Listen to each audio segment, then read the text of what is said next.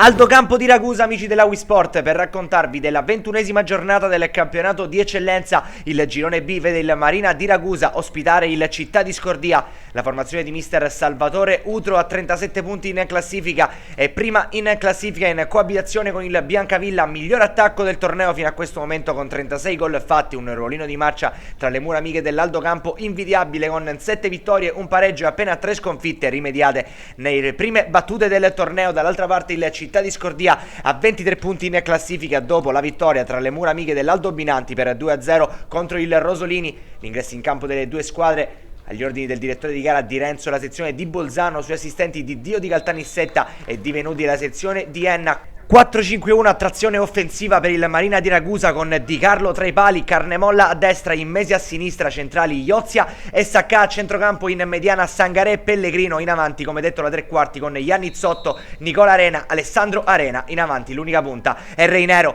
Partiamo dunque col film del primo tempo, la prima occasione all'8° minuto con il calcio di punizione dello Scordia, ci prova lo specialista provenzano, sfiora solamente il palo.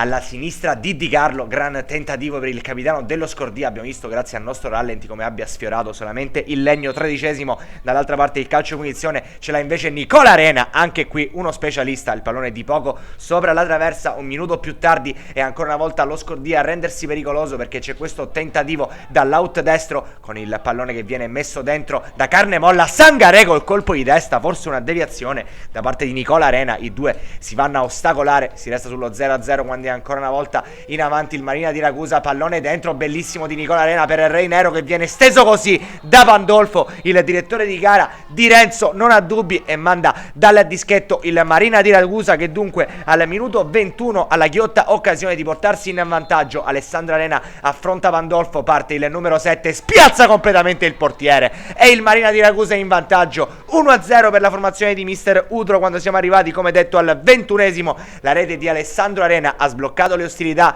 qualche problema però per il Marina di Ragusa perché si fa male al 28° Immesi, momentaneamente in 10 dunque i padroni di casa quando attacca ancora il Città di Scordia con Grazioso che riceve il pallone, potrebbe scaricare per un compagno, preferisce prendere il fondo, l'ex Pistunina mette dentro per Provenzano, va col sinistro Provenzano, bella qui la parata da parte di Di Carlo, la sfera però arriva allicata, conclusione con il destro da parte del centrocampista, pallone di poco alto sopra la traversa, sfiora il pareggio lo Scordia quando effettua dunque il primo cambio mister Udro, entra Belluardo sul terreno di gioco, calcio d'angolo per lo Scordia, Provenzano sul secondo palo, pesca un compagno, bella qui la finta, mette giù Sangaré, il giocatore dello Scordia, e allora ci sarà il calcio di rigore per la formazione di mister Serafino, pallonetto delizioso di Mimmo Provenzano ed è 1-1 all'Aldo Campo. Aveva segnato il Marina di Ragusa su calcio di rigore, ha risposto sempre da penalty lo Scordia, prima Alessandro Arena, adesso Mimmo Provenzano, equilibrio totale all'Aldo Campo quando attacca ancora il Marina di Ragusa con Alessandro Arena che prova a mettere dentro, è un tiro cross il suo, Pandolfo riesce a respingere, si chiude così il primo tempo 1-1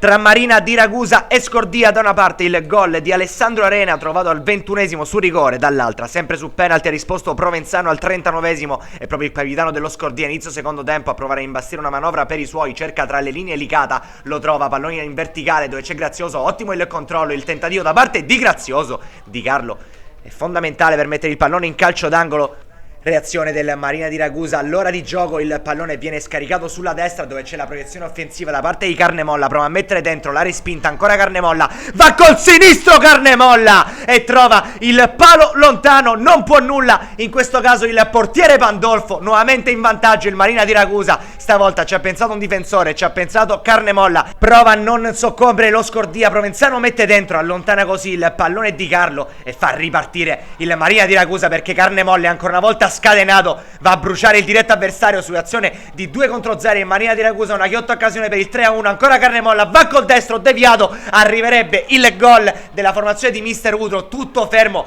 per posizione irregolare da parte di Alessandro Arena, ma abbiamo visto il tocco con le mani del difensore dello Scordia, doppio cambio per mister Udro, nel giro di pochi minuti escono Iannizzotto e Reinero, dentro D'Acosta e Majorana, poco dopo sarà anche il turno di Bello al posto di Sangaré. 31° ancora in Marina di Ragusa con i neoentrati, D'Acosta trova dentro Majorana, ancora Majorana e il gol del Marina di Ragusa, proprio Majorana il neoentrato su assist del compagno D'Acosta, trova la rete del 3-1, trova probabilmente la rete della tranquillità al 31esimo del secondo tempo. Il Marina di Ragusa fa 3-1, calcio punizione dello Scordia. All'altra parte il tentativo di Provenzano di mettere dentro per un compagno, il colpo di testa di Stefano finisce alto sopra la traversa. Minuto 42, calcio punizione di D'Acosta. Facile preda in questo caso del portiere Pandolfo. Ultimo cambio per mister Udro con l'ingresso in campo al 44esimo da parte di Usman, ma arriva anche il triplice fischio del direttore di gara. Finisce così Marina di Ragusa Scordia e vittoria